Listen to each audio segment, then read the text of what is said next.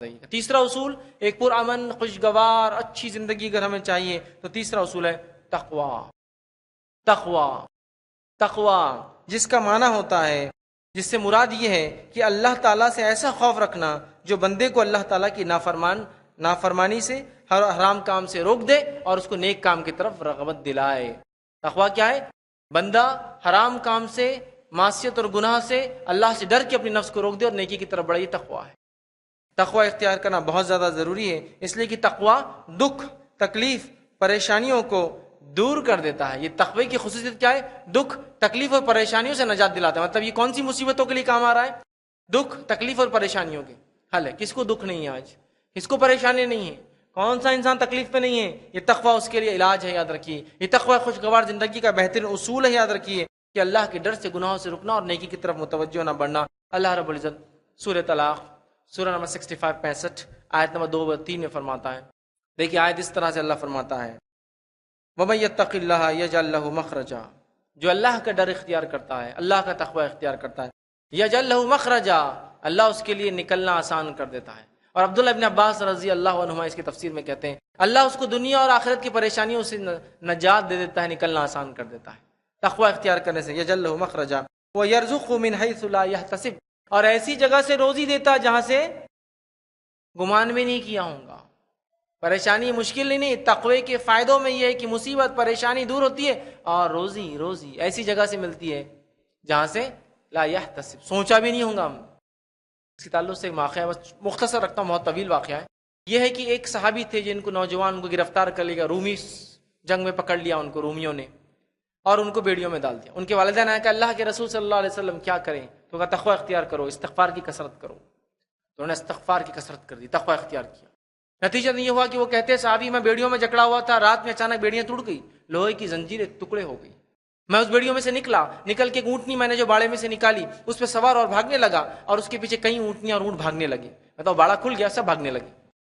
میں صبح فجر سے پہلے گھر پہنچا، آ کے والدین کو آواز دی تھی، والدین دوڑے آئے کہ آواز سن لی بیٹے کی، سمجھ کے بیٹا آیا ہے. ملے مسجد میں فوراً جو فجر کی نماز کے لیے گئے، نبی اکرم صلی اللہ علیہ وسلم سے ملے. کہا اللہ کے رسول ہم نے تقوی اختیار کیا، استغفار کی کثرت کی، بیٹا چھوٹ کر آ گیا. اس بیٹے نے کہا اللہ کے رسول صلی اللہ علیہ وسلم میں جب جس اونٹنی پر بھاگا تو کئی اونٹ اس کے پیچھے چل کر آ گئے. اب ان اونٹوں کا کیا کروں؟ یہ تو اپنے نہیں ہے نا، دشمن کے ہیں، دشمن کے باڑے تھے. اب ظاہر جان بچانے کو ان کا اونٹ لے کر بھاگے، دوسرے بھی آ گئے. تب یہ آیت نازل ہوئی، اللہ نے فرمایا وَمَن يَتَّقِ اللَّهَ يَجْعَل لَّهُ مَخْرَجًا.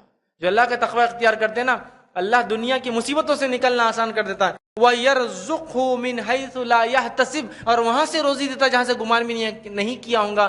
نبی اکرم صلی اللہ علیہ وسلم فرمایا یہ اونٹ اب تم رکھ لو.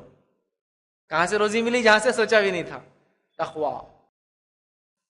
تقوی کے بڑے فائدے ہیں، یاد رکھیے. تقوی یہ رزق میں اضافے کے لیے، تقوی مصیبت کے لیے، تقوی پریشانی کو، دکھوں کو دور کرنے کے لیے، مخرجہ دنیا اور آخرت کی ہر تکلیف سے نجات کا یہ جو ہے ذریعہ، یاد رکھیے. اسی طرح سورہ طلاق سورہ نمبر 65 کی آیت نمبر 4 میں اللہ نے فرمایا کہا وَمَن يَتَّقِ اللَّهَ يَجْعَل لَّهُ مِنْ أَمْرِهِ يُسْرًا. جو اللہ کا تقوی اختیار کرتا ہے اللہ اس کے کام کو آسان کر دیتا ہے. امرہ یسرا، اس کے کام کو آسان کر دیتا ہے. آج میرے کام بہت مشکل ہو گئے، نہیں ہو رہے ہیں، تو تقوی اختیار کرے. تقوی اختیار کرنے سے کام خود بخود آسان ہو جاتے. امرہ یسرا، آج کس کا کام ہے جو پریشان نہیں ہے؟ ہر آدمی پریشان ہے. اب کے کام کے اندر اگر آسانی چاہتے ہیں تقوی اختیار کرنا پڑے گا. اسی طرح جو ہے تقوی کے تعلق سے یاد رکھیے یہ بڑی اہم چیز ہے. اللہ رب العزت نے سورہ اعراف سورہ نمبر 7 آیت نمبر 96 میں فرمایا اور کہا تقوی کے تعلق سے وَلَوْ أَنَّ أَهْلَ الْقُرَىٰ آمَنُوا وَاتَّقُوا لَفَتَحْنَا عَلَيْهِمْ بَرَكَاتٍ مِّنَ السَّمَاءِ وَالْأَرْضِ. اللہ فرما رہا ہے اگر یہ بستی والے، کیا فرما رہا اللہ، وَلَوْ أَنَّ أَهْلَ الْقُرَىٰ آمَنُوا، یہ بستی والے اگر ایمان لائے، وَاتَّقُوا اور اللہ کا ڈر اختیار کرے، لَفَتَحْنَا عَلَيْهِمْ بَرَكَاتٍ مِّنَ السَّمَاءِ وَالْأَرْضِ، تو ہم آسمان اور زمین کے برکت کے دروازے ان کے لیے کھول دیں گے. ہم آسمان اور زمین کے برکت کے دروازے کھول دیں گے اس قوم کے لیے اگر یہ ایمان لا کے تقوی اختیار. آج ہمیں نہ کھل کر گناہ کرنے میں ڈر لگتا ہے، نہ چھپ کر گناہ کرنے میں ڈر لگتا ہے. تقوی آج ہماری زندگیوں سے غائب ہے. یاد رکھیے تقوی دل کی کیفیت ہے. یہ ظاہر سے بھی کبھی نظر آ سکتا ہے لیکن ضرور نہیں اصل کیفیت اس کی دل کی، ورنہ سامنے کو انسان متقی پرہیزگار بتاتا ہے اور پیچھے جا کے گناہ کرتا ہے. تقوی بڑی اہم چیزیں یاد رکھیے. اور یاد رکھیے تقوی اگر اختیار نہیں کریں گے تو نعمتیں جو دی ہوئی ہے وہ چھن جاتی ہے. یاد رکھیے اس لیے کہ جب شکرانہ نہیں ادا ہوتا اللہ کی نعمتوں کا تو اللہ دیوی نعمتوں کو بھی چھین لیتا ہے۔ آدم علیہ السلام سے ایک خطا ہوئی، جنت سے نکالے گئے۔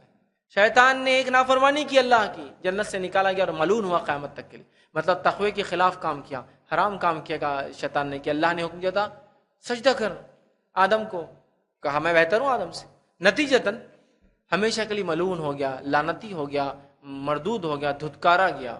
سمجھ رہے ہیں بات کو؟ تو لہٰذا نعمتوں کو باقی رکھنا ہے تو اللہ کا شکر ادا کریں اور تقوی اختیار کریں، یاد رکھیے، ورنہ رہی سو بھی نعمت جو انسان کا نعمت ہے وہ بھی چلی جاتی ہے، یاد رکھیے۔ اسی طرح جو انس بن مالک رضی اللہ عنہ گناہ اور معصیت کے تعلق سے فرمایا کرتے تھے، چونکہ تقوی کے خلاف عمل ہے کہتے تھے، اور یہ بات انہوں نے تابعین سے کہی، اور اس بات کو جو صحیح بخاری میں جو ہے امام بخاری نقل کیا، وہ تابعین سے کہہ رہے ہیں۔ انس بن مالک رضی اللہ عنہ کا قول ہے، یہ وہ کہتے ہیں آج تم ایسے ایسے عمل جو تم کرتے ہو اور جن کو بال سے بھی تم جو ہے زیادہ اہمیت، مطلب الفاظ آج تم ایسے ایسے عمل کرتے ہو جو تمہاری نگاہوں میں بال سے بھی زیادہ باریک ہے، مطلب تم اس کو معمولی سمجھتے ہو، جب کہ ہم نبی اکرم صلی اللہ علیہ وسلم کے زمانے میں ان گناہوں کو جو ہے ان گناہوں کو ہلاک کرنے والے گناہوں میں شمار کرتے تھے۔ آج تم تابعین کچھ ایسے گناہ کر رہے ہو جس کو معمولی سمجھ رہے ہو، ہم نبی اکرم صلی اللہ علیہ وسلم کے زمانے میں ان گناہوں کو ہلاک کرنے والا سمجھتے تھے۔ سمجھ رہے ہو؟ تو لہٰذا ہمیں تقوی اختیار کرنا ہے۔